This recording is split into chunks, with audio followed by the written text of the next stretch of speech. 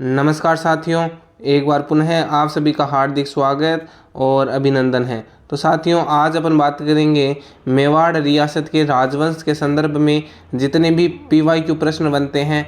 2 कक्षाएं पूर्व में हो चुकी है और इस तीसरी कक्षा में भी अपन 70 से 80 इम्पोर्टेंट महत्वपूर्ण PYQ प्रश्न पर चर्चा करेंगे, जो 1992 से वर्तमान तक अपडेटेड राजस्थान जीके के अनुसार जो प्रश्न पूछे गए हैं। तो बहुत ही शानदार कक्षा होने वाली है। आप किसी भी भर्ती परीक्षा की तैयारी कर रहे हैं तो आपके लिए ये महत्वपूर्ण प्रश्न होने वाले हैं।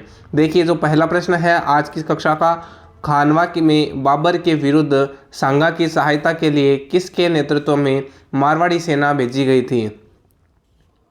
सांगा की सहायता के लिए मारवाड़ी सेना किसने भेजी थी? यानी मारवाड़ की सेना बाबर के विरुद्ध जब आक्रमण हुआ था सांगा और बाबर का, तो मारवाड़ी सेना यानी मारवाड़ की सेना किसके द्वारा भेजी गई थी? राव, गांगा, मालदेव, बीरमदेव या सुजा? किसके नेतृत्व में आई थी? तो वो मालदेव के नेतृत्व में आई थी। गंगा ने तो भेजी थी लेकिन मालदेव के नेतृत्व में आई थी। ऑप्शन नंबर 2 सही हो जाएगा। अगला प्रश्न देखिए, किस राजपूत सरदार ने खानवा के युद्ध में राणा सांगा के घायल हो जाने के बाद उसका राजचिन्ह धारण करके युद्ध जारी रखा था? यानी बाद में दूसरा सांगा कौन बना था राजचिन्ह धारण करके? ऑप्शन 1 जयमल, दूसरा झाला अज्जा, तीसरा राम साहेब तंवरे या दुर्गादास? तो राजचिन्ह धारण करके सांगा की जगह ली थी झाला अज्जा ने। अगला देखिए, उससे पहले व्याख्या कि खानवा के युद्ध के दौरान राणा सांगा के सिर पर एक तीर लगा जिससे वे मूर्छित हो गए थे। तब झाला अज्जा को सब राज चिन्हों के साथ महाराणा के साथ हाथी पर सवार किया और उसकी अध्यक्षता में सारी सेना लड़ने लगी। झाला अज्जा ने इस युद्ध संचालन में अपने प्राण दिए। थोड़ी देर में महाराणा के न होने की खबर सेना में फैलने से सेना का मनोबल टूट गया और बाबर क्या हो गया था? विजयी हो गया था। अगला प्रश्न देखिए, खानवा के युद्ध में सांगा की पराजय का मुख्य कारण क्या था? क्या सांगा की आंख में अचानक तीर लगना, या बाबर की सैन्य व्यवस्था में उसकी तुलुगमा पद्धति या प्रणाली, या सांगा में रण कुशलता की कमी, या सांगा की सैनिक कमजोरी? ना तो कमजोरी सैनिकों की थी, ना रण कुशलता में कमी थी और ना आंख में अचानक तीर लगने कारण था। कारण मुख्य रूप से था बाबर की सैन्य व्यवस्था में उसकी जो तुलुगमा पद्धति थी उसके कारण, जो नवीन पद्धति आई थी उसके कारण उसकी पराजय हुई थी। देखिए, खानवा के युद्ध में सांगा की पराजय का मुख्य कारण महाराणा सांगा की प्रथम विजय के बाद तुरंत ही युद्ध न करके बाबर को तैयारी करने का समय देना था। राजपूतों की युद्ध तकनीक भी पुरानी थी और वे बाबर की युद्ध की नवीन तक व्यूह रचना जिसको तुलुगमा पद्धति से अनभिज्ञ थे। बाबर की सेना के पास तोपें, बंदूकें थीं जिससे राजपूत सेना की बड़ी हानि हुई थी। रायसीन के सलहदी तंवर व नागौर के खानजादा युद्ध के अंतिम दौर में सांगा का साथ छोड़कर बाबर के साथ जा मिले थे। अगला प्रश्न, महाराणा सांगा के मृत शरीर का दाह संस्कार किस स्थान पर किया गया था? तो मांडलगढ़ में मृत शरीर का दाह संस्कार महाराणा सांगा का किया गया था, मांडलगढ़ भीलवाड़ा। देखिए, 30 जनवरी 1528 को उनकी मृत्यु होने पर उनके शव कालपी से मांडलगढ़ यानी समाधि स्थल ले जाकर अंतिम संस्कार किया गया था। 30 जनवरी 1528 में इनकी मृत्यु हुई थी। अगला प्रश्न, राणा सांगा की मृत्यु कब हुई? तो 30 जनवरी 1528।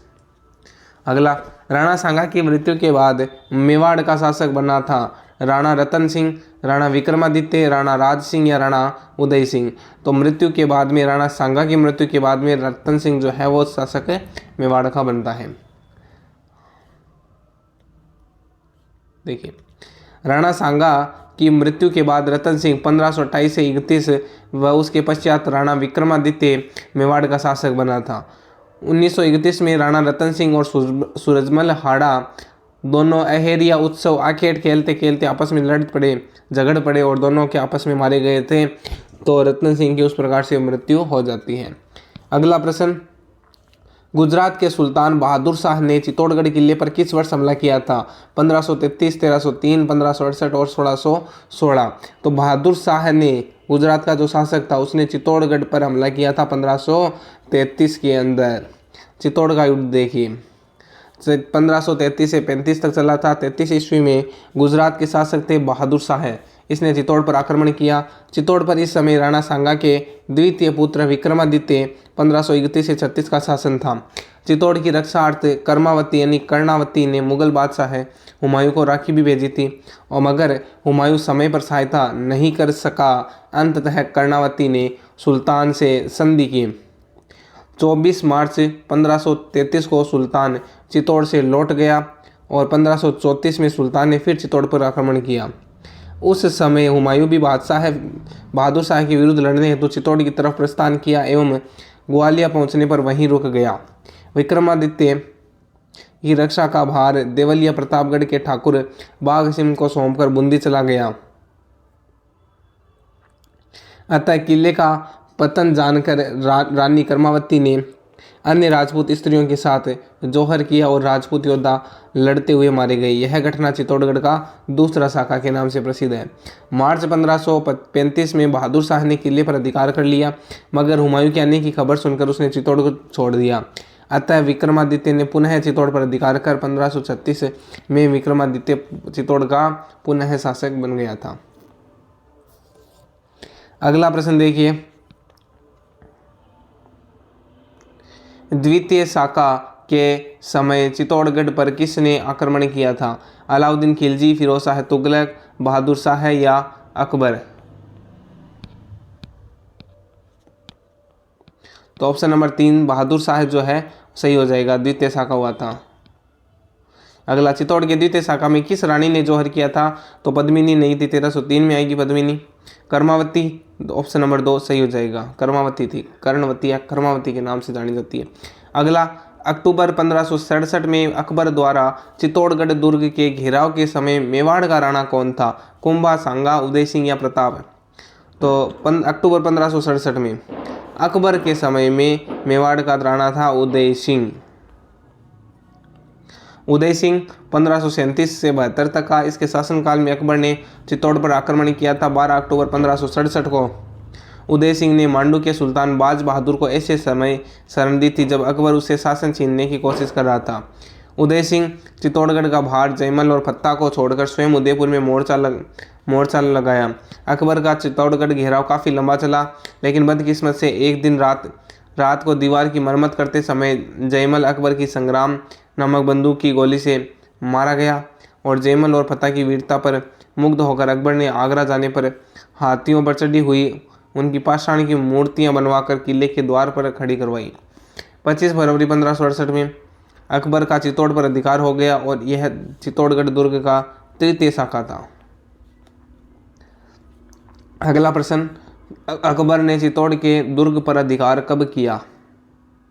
ऑप्शन 1 15 अक्टूबर 1562 या 23 अक्टूबर 1567 या 25 फरवरी 1568 या 15 जून 1572। तो सही उत्तर हो जाएगा अकबर ने चित्तौड़ के दुर्ग पर 25 फरवरी 1568 पर अधिकार किया था। अगला प्रश्न, तीसरा शाखा चित्तौड़ का कब हुआ? 1568 में ही हुआ था। अगला, मेवाड़ के उस महाराणा का नामोल्लेख कीजिए जिसने मालवा के शासक बाज बहादुर को शरण प्रदान की थी। कौन सा महाराणा था जिसने बाज बहादुर को शरण प्रदान की थी? तो ऑप्शन नंबर 1 महाराणा उदय सिंह। महाराणा प्रताप की जन्मस्थली है कुंभलगढ़, महाराणा प्रताप की जन्मस्थली रही है। देखिए, उदय सिंह की पत्नी जयवंती बाई पाली नरेश अखिराज सोनगरा की पुत्री की कोख से महाराणा प्रताप का जन्म 9 मई 1540 ज्येष्ठ शुक्ल तृतीया विक्रम संवत 1597 रविवार को कुंभलगढ़ के प्रसिद्ध बादल महल जूनी कचहरी में हुआ। इनके बचपन का नाम कीका था। अगला, शासक बनने से पहले कौन कीका के नाम से जाना जाता था? महाराणा सांगा, प्रताप, महाराजा जसवंत सिंह या महाराजा मान सिंह? तो महाराणा प्रताप का प्राचीन नाम या बचपन का नाम कीका था, ऑप्शन नंबर 2। अगला, महाराणा प्रताप का जन्म किस वर्ष में हुआ था? तो 9 मई 1540। अगला, महाराणा प्रताप का राज्याभिषेक सर्वप्रथम हुआ था गोगुंदा, कुंभलगढ़, उदयपुर, चित्तौड़? तो राज्याभिषेक सबसे पहले हुआ था गोगुंदा में। हल्दी घाटी के युद्ध के पश्चात मान सिंह ने यहीं अपनी सेना का पड़ाव डाला था। महाराणा उदय सिंह के अग्नि संस्कार के पश्चात महाराणा प्रताप का राज तिलक गोगुंदा में महादेव की पहाड़ी पर महाराणा प्रताप का 32 वर्ष की आयु में 28 फरवरी 1572 को राज्याभिषेक किया गया, जहां आज एक छोटी छतरी बनी हुई है। और ये महाराणा प्रताप का विधिवत राज तिलक जो है वो कुंभलगढ़ में हुआ था। अगला प्रश्न, महाराणा प्रताप ने किस वर्ष में मेवाड़ राज्य की राजगद्दी संभाली थी? 1572 में। अगला प्रश्न, अकबर द्वारा महाराणा प्रताप से बातचीत हेतु भेजे गए दूतों का सही क्रम है? जलाल खां, मान सिंह। देखो, सबसे पहले अकबर ने महाराणा प्रताप के लिए बातचीत करने के लिए जो भेजे थे वो जमा भट्टो था। क्या था? जमा भट्टो, यानी जलाल खां, मान सिंह, भगवंत दास और टोडरमल। जमा भट्टो, ऑप्शन नंबर 1 राइट हो जाएगा। मेवाड़ के इस शासक को अपनी अधीनता में लाने के लिए अकबर ने प्रस्तावक भेजे थे। पहला संधि प्रस्ताव सितंबर 1572 में जलाल खां कोरची के नेतृत्व में भेजा गया था। दूसरा जो है वो जून 1773 कुंवर मान सिंह के नेतृत्व में। तीसरा जो है वो 1573 राजा भगवंत दास और चौथा जो है वो दिसंबर 1573 राजा टोडरमल के नेतृत्व में भेजा गया था। अगला क्वेश्चन देखिए, अकबर ने राणा प्रताप को समझाने के लिए किसको प्रथम दूत के रूप में भेजा था? तो जलाल खां, ऑप्शन नंबर 2। अकबर द्वारा महाराणा प्रताप से मैत्री स्थापित करने के लिए गठित तृतीय शिष्टमंडल, यानी जो तीसरा भेजा था, जयमाभय भगवंत दास को भेजा गया था। Option number 4। अकबर ने किसको शिष्टमंडल का अंतिम नेतृत्व करने के लिए प्रताप के पास भेजा ताकि वह शांतिपूर्ण अधीनता स्वीकार कर ले? तो जयमाभय टो माने टोडरमल, ऑप्शन नंबर 2। अगला, कौन सा साक्ष्य हल्दी घाटी के युद्ध में महाराणा प्रताप को विजयी मानता है? तो कौन कहता है? राजप्रकाश में राज प्रशस्ति और जगदीश मंदिर प्रशस्ति, तीनों में यही बात है कि महाराणा प्रताप ही हल्दी घाटी के युद्ध में विजय हुए थे। अगला प्रश्न देखिए, हल्दी घाटी का युद्ध लड़ा गया था। तो हल्दी घाटी का युद्ध जो है वो 18 जून 1576 को लड़ा गया था। हल्दी घाटी का युद्ध 1576 में, यह युद्ध हल्दी घाटी के दर्रे से बाहर बनास नदी के निकट खमनौर राजसमंद के अंदर यह युद्ध हुआ था। 18 जून 1576 विक्रम संवत 1633 द्वितीय ज्येष्ठ शुद्धि राजस्थान बोर्ड की पुस्तक में लिखा हुआ है। और 21 जून 1576 हिंदी ग्रंथ साहित्य अकेडमी पुस्तक के अनुसार राजस्थान सरकार के प्रकाशन Rajasthan thought of the ages vol 2 Gopinath Sharma की पुस्तक राजस्थान का इतिहास में लिखा गया है। 21 जून, या तो 18 या 21 माना जाता है। अगला देखिए, हल्दी घाटी के युद्ध में महाराणा प्रताप की घायल हो गए थे। सादड़ी का झाला बिद्धा कक्षा 11 की पुस्तक के अनुसार बड़ी सादड़ी के झाला मन्ना या मान सिंह भी लिखा हुआ आता है। इसने प्रताप का स्थान लिया था। अंततः वीरगति को प्राप्त हुए थे। प्रताप बंदी नहीं बनाए जा सके। राज प्रशस्ति, राजप्रकाश, जगदीश मंदिर प्रशस्ति, राजविलास आदि राजस्थानी स्रोत हल्दी घाटी के युद्ध में महाराणा प्रताप को विजयी मानते हैं। राजस्थान सरकार द्वारा यह दावा किया गया है कि हल्दी घाटी के युद्ध में अकबर नहीं वरन महाराणा प्रताप की विजय हुई थी। इसके पीछे सरकार ने राजस्थान विद्यापीठ विश्वविद्यालय में उदयपुर में मीरा महाविद्यालय के प्रोफेसर इतिहासकार डॉक्टर चंद्रशेखर शर्मा का शोध को हवाला दिया है। उसके अनुसार युद्ध के बाद अगले 1 साल तक महाराणा प्रताप ने हल्दी घाटी के आसपास के गांवों की जमीन के पट्टे ताम्रपत्र के रूप में जारी कर दिए थे। जमीन के पट्टे जारी करने का अधिकार केवल राजा का था। इस युद्ध का वर्णन युद्ध में एकमात्र उपस्थित इतिहासकार बदायूनी ने मुक्त खब उत तवारीख में किया है। अगला प्रश्न, हल्दी घाटी के युद्ध की विस्तृत जानकारी अब्दुल कादिर बदायूनी के किस ग्रंथ में होती है? तो मुंतखब उत तवारीख में मिलती है, बदायूनी का जो ग्रंथ था। अगला, हल्दी घाटी का प्रसिद्ध युद्ध का मैदान किस जिले में स्थित है? उदयपुर, चित्तौड़, राजसमंद, भीलवाड़ा। तो राजसमंद जिले में स्थित है, ऑप्शन नंबर 3। अगला प्रश्न देखिए, वीर विनोद के अनुसार हल्दी घाटी युद्ध में मुगल सेना की संख्या कितनी थी? 16,000, 80,000, 10,000 या 40,000। तो वीर विनोद के अनुसार जो मुगल सेना थी हल्दी घाटी के समय में वो 80,000 सैनिक थी। वीर विनोद में उल्लेखित है कि मेवाड़ की ख्यातों के अनुसार मान सिंह के अधीन 80,000 सैनिक और प्रताप के पास 21,000 सैनिक थे। नैण सिंह कहता है कि मान सिंह के पास 40,000 और प्रताप के पास तो 9-10,000 सैनिक थे। युद्ध में उपस्थित इतिहासकार बदायूनी के अनुसार मान सिंह की सेना में 5,000 सैनिक और प्रताप की सेना में 3,000 घुड़सवार थे। अगला प्रश्न, निम्नलिखित में से राजपूत सरदार हल्दी घाटी के युद्ध में महाराणा प्रताप के पक्ष में खड़े थे, वो कौन सा था राजपूत सरदार? तो वो एक तो राम सिंह तंवर थे, उसको राम सा है, एक बिदा जाला भी था, एक रावत कृष्णदास चुंडावत था, इनको तो सबसे आगे रखा जाता है। माधव सिंह कछुआ और अशोक परमार दोनों नहीं थे। ऑप्शन नंबर 4 राइट हो जाएगा। देखिए, हल्दी घाटी का जो युद्ध हुआ था, महाराणा प्रताप की सेना का जनरल था प्रताप, महाराणा प्रताप की सेना के कमांडर थे मुस्लिम सेनापति हाकिम खां सूरी, हरावल भाग का नेतृत्व है, और सलूम्बर का चुड़ावत कृष्णदास, और ग्वालियर राजा राम साहब तोमर तंवर व उनके 3 पुत्र सालीवान, भवानी सिंह, प्रताप सिंह। सादड़ी का झाला बिद्दा, सरदारगढ़ का भीम सिंह, देवगढ़ का रावत सांगा, झाला मान सिंह और भील नेता पुंजा भील सेना के पीछे वाले चंद्रावल भाग का नेतृत्व है। पुरोहित गोपीनाथ शर्मा, चारण जैसा चारण, जयमल मेहता, जगन्नाथ कछवाहा, भामा साहेब, ताराचंद प्रताप के चंद्रावल दस्ते में शामिल थे। अकबर की सेना का जनरल था आसफ खां। अकबर की सेना का कमांडर जो था वो था मुगल सूबेदार मान सिंह, राणा प्रताप के भाई जगमाल, शक्ति सिंह और सगर।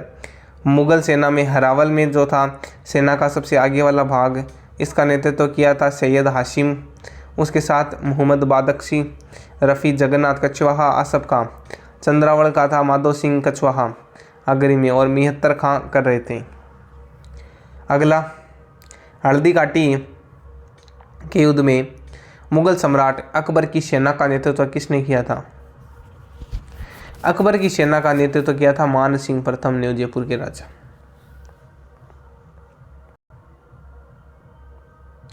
अगला प्रश्न, हल्दी घाटी के युद्ध में महाराणा प्रताप की सेना में हरावल का नेतृत्व कौन कर रहा था? हरावल का हाकिम खां सूरी। अगला, कौन हल्दी घाटी के युद्ध में महाराणा प्रताप के चंद्रावल दस्ते में शामिल था? तो चंद्रावल में रहते हैं अपने कृष्ण चुंडावत, और चुंडावत थे कृष्णदास जी चुंडावत, यो भी शामिल थे चंद्रावल दस्ते में। और इसके अलावा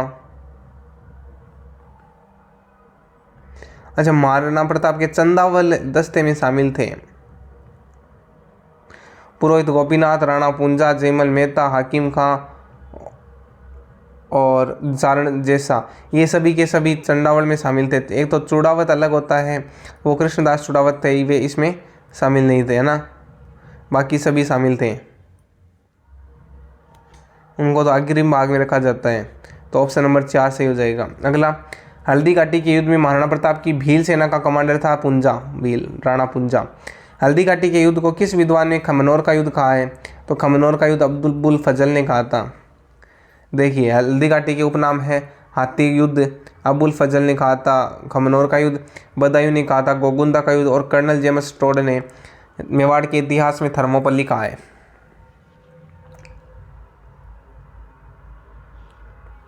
हल्दी घाटी के युद्ध को कर्नल जेम्स टोड ने किस नाम से संबोधित किया है? तो मेवाड़ की थर्मोपोली। हल्दी घाटी के युद्ध को गोगुंदा का युद्ध किसने कहा था? अब्दुल कादिर बदायूनी ने। अगला, महाराणा प्रताप के हाथी का नाम क्या था? राम प्रसाद। हल्दी घाटी के युद्ध के प्रमुख हाथी, देखिए, महाराणा प्रताप के हाथी का नाम था राम प्रसाद, मान सिंह के हाथी का नाम था मर्दाना, अकबर के हाथी का नाम था हवाई। अन्य प्रसिद्ध हाथी जिसमें लूणा, गजमुक्त, गजराज, रणमदार, खंडेराव, चक्रपाण। अगला प्रश्न, हल्दी घाटी के युद्ध में मुगलों और महाराणा के सैनिकों के साथ साथ दोनों पक्षों के जिन हाथियों ने बहुत वीरता दिखाई थी उनके नाम क्या थे? तो उनमें देखिए लूणा, राम प्रसाद, गजमुख, गजराज ये थे। अगला, गजराज एवं रणमदार हाथियों ने किस युद्ध में भाग लिया था? हल्दी घाटी के युद्ध में। किस स्थान को हल्दी घाटी के पश्चात महाराणा प्रताप ने सर्वाधिक समय के लिए राजधानी बनाया था?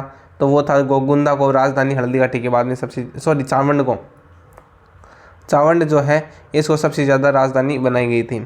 चावंड पड़ती है अपने सरड़ा तहसील सलूम्बर जिले में, अपडेटेड राजस्थान जी के अनुसार। हल्दी घाटी युद्ध के पश्चात महाराणा प्रताप ने 1585 में स्थायी जीवन का आरंभ चावंड यानी चामुंडी नदी के किनारे स्थित को मेवाड़ की नई राजधानी स्थापित करके किया।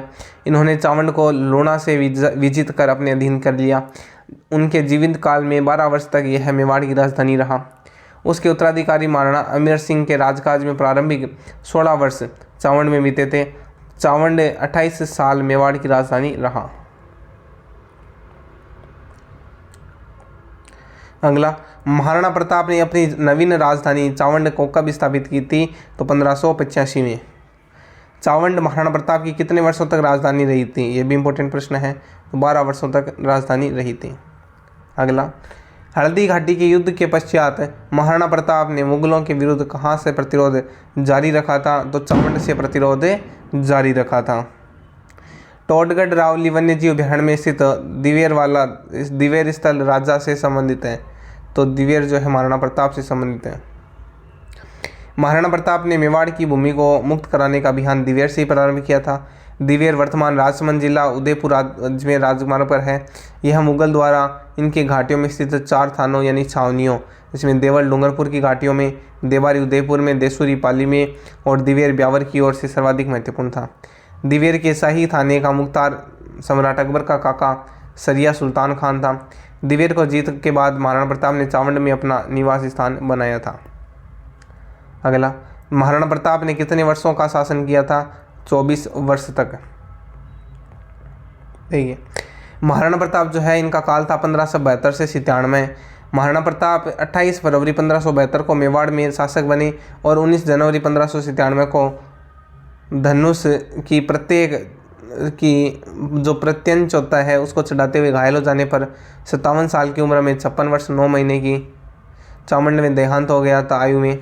और सलूमर जिले के बाडोली गांव में केजड़ बांध की पाड़ पर महाराणा प्रताप का दाह संस्कार हुआ था और इनकी छतरी का निर्माण बनी हुई है। इनकी छतरी अमर सिंह प्रथम ने इसका निर्माण करवाया था वहीं पर।